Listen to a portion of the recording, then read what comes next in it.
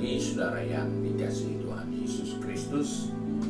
Kita jumpa lagi dalam renungan pagi GPD Bethesda Makassar. Pagi ini saya akan baca dari buku Mazmur Fatsal pertama. Satu Fatsal ini ada 6 ayat. Saya akan baca mulai dari ayat pertama. Berbahagialah orang yang tidak berjalan menurut nasihat orang fasik, yang tidak berdiri di jalan orang berdosa, dan yang tidak duduk dalam kumpulan pencemooh. Tetapi yang kesukaannya ialah Taurat Tuhan, dan yang merenungkan Taurat itu siang dan malam. Ia seperti pohon yang ditanam di tepi aliran air, yang menghasilkan buahnya pada musimnya, dan yang tidak layu daunnya. Apa saja yang diperbuatnya berhasil. Bukan demikian orang fasik. Mereka seperti sekam yang ditiup angin. Sebab orang fasik tidak akan bertahan dalam penghakiman. Begitu pula orang berdosa dalam kumpulan orang benar. Sebab Tuhan mengenal jalan orang benar, tapi jalan orang fasik menuju kebinasaan. Puji Tuhan, kita diingatkan melalui pemazmur ini bahwa ada hal yang penting yang kita harus perhatikan, bahwa orang-orang yang ada di dalam Tuhan adalah orang-orang yang tidak berjalan menurut orang berdosa. Berarti orang-orang percaya itu dihisapkan seperti pohon yang hidup. Ini mengingatkan kepada saya dan saudara bahwa kita harus menunjukkan kehidupan yang baru, yang terus bertumbuh. Tidak hanya hidup dalam hidup yang baru saja, tetapi hidup yang baru yang terus bertumbuh, yang mengalami perubahan dari hari ke hari. Kita capai apa yang Tuhan rencanakan. Dan dalam keadaan seperti inilah, dari pembacaan kita menemukan pohon itu begitu kuat, begitu berhasil dalam apa yang diharapkan sebagai sebuah pohon. Di sini kita melihat bahwa hal yang kedua, jika kita sadar kita hidup di dalam Kristus, kita harus bertumbuh.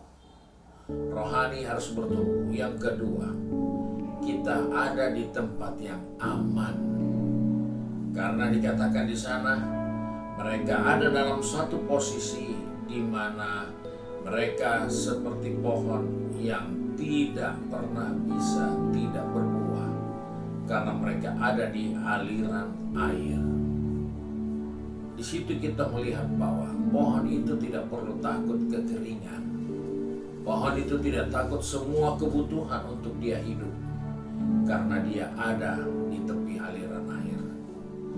Dan ini mengingatkan kepada kita, orang-orang yang hidup di dalam Kristus, kita ada dalam lindungan Tuhan.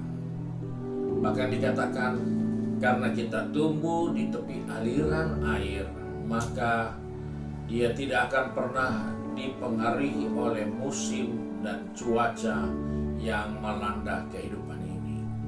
Karena itu dikatakan di situ, dia bisa bertahan di tepi aliran air. Apa yang banyak dibutuhkan oleh pohon-pohon, mendapatkan bahagian yang terbaik dari pertumbuhan pohon itu, sehingga dia bisa bertahan. Dia bertahan, dia terus subur, dia hidup dalam keteraturan bahwa dia akan menghasilkan buahnya, dan dia boleh hidup di dalam keberhasilan lainnya. Ini menjadi nasihat untuk saya dan saudara, bahwa jika kita sadar kita sudah hidup di dalam Kristus, maka kita juga ada dalam perlindungan dan jaminan kebutuhan. Dan di dalam dia juga kita punya kekuatan untuk bertahan. Dia tidak terganggu oleh musim kemarau yang berkepanjangan. dia bisa bertahan, dan yang tidak kalah penting, dia subur bertumbuh. Ini yang harus diingat dalam perjalanan kita, bahwa kita diharapkan hidup dalam suatu pertumbuhan yang selalu ada dalam pemeliharaan dan bisa bertahan, serta hidup di dalam kesuburan. Rohani kita harus subur, rohani kita harus berubah, harus bertumbuh, karena kita punya peluang yang sama.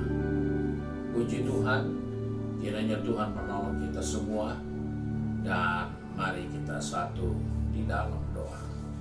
Kami mengucap syukur untuk belas kasihan Tuhan, karena kembali Tuhan mengingatkan kami bahwa hidup baru kami di dalam Kristus adalah kami seperti pohon yang ditanam di tepi aliran air.